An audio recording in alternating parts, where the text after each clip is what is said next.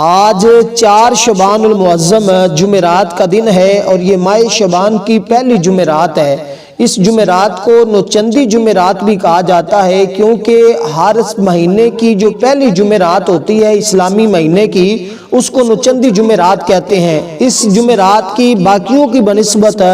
فضیلت بہت زیادہ ہوتی ہے، تو جو شخص بھی اس جمعرات کے دن یہ ایک سورت پڑھتا ہے وہ شخص مالا مال ہو جاتا ہے، اور وہ شخص رمضان سے پہلے لاکھوں نہیں کروڑوں حاصل کر لیتا ہے۔ جو شخص بھی ماہ شعبان المعظم کی پہلی جمعرات کے دن اس سورت کی تلاوت کرتا ہے، یہ بڑی آسان سی سورت ہے، اس کو ہر شخص کو چاہیے کہ ایک مرتبہ کم از کم اپنے گھر میں اس ترتیب کے ساتھ پڑھ لے، جو ترتیب جو طریقہ کار میں آپ کو بتانے لگا ہوں، کیونکہ یہ عام صورت نہیں ہے، یہ صورت ادائیگی قرض کے لیے۔ جو شخص کے اوپر بہت زیادہ قرض ہو اور اترنے کا نام بھی نہ لیتا ہو، بڑے بڑے وظائف کر چکا ہو اور کسی وظیفے سے کوئی فائدہ نہ مل رہا ہو، تو اس شخص کو چاہیے کہ اس سورت کو ایک بار پڑھ کے دیکھے، پھر دیکھیں اللہ کی رحمت اور انوار و تجلیات اس بندے پر کیسے برستے ہیں۔ اس لیے جو شخص غربت کا مارا ہوا ہے، تنگ دستی کا مارا ہوا ہے،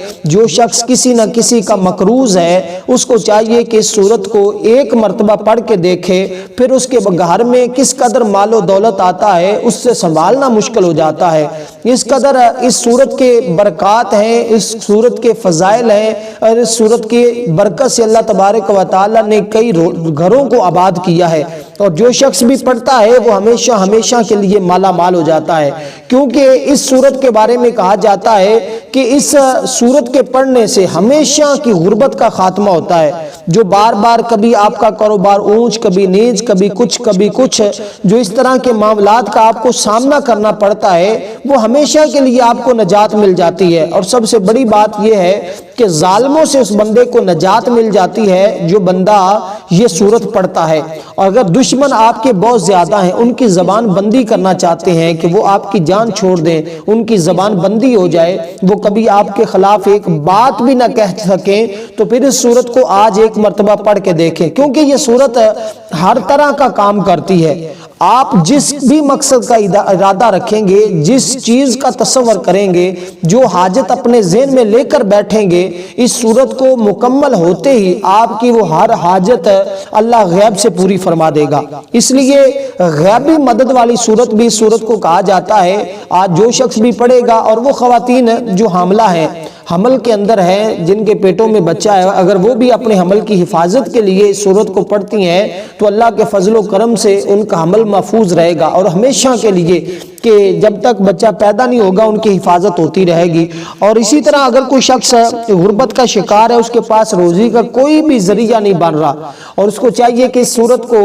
آج کسی بھی وقت پڑھ سکتا ہے، انشاءاللہ روزی کے تمام مسائل اس کے مکمل طور پر حل ہو جائیں گے۔ الغرض اس سورت کے بے پناہ فائدے ہیں۔ جس ارادے کے پیش نظر اس سورت کو پڑھا جاتا ہے، اللہ تعالیٰ اپنی رحمت سے وہ ارادہ پورا کر دیتا ہے۔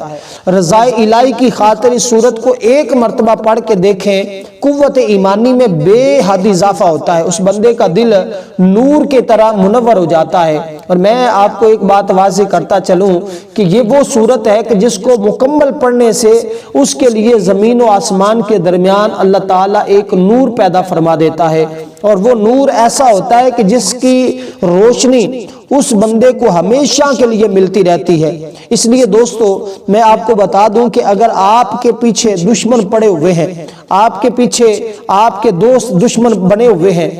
دیکھیں حسد پڑے ہوئے ہیں جو آپ سے حسد کرتے ہیں، جو آپ کے معاملات کو خراب کرنے کی کوشش کرتے ہیں، اگر ایسے معاملات بھی ہیں تو انشاءاللہ اس صورت سے مکمل طور پر حل ہو جائیں گے۔ تو اس صورت کو پڑھنے سے پہلے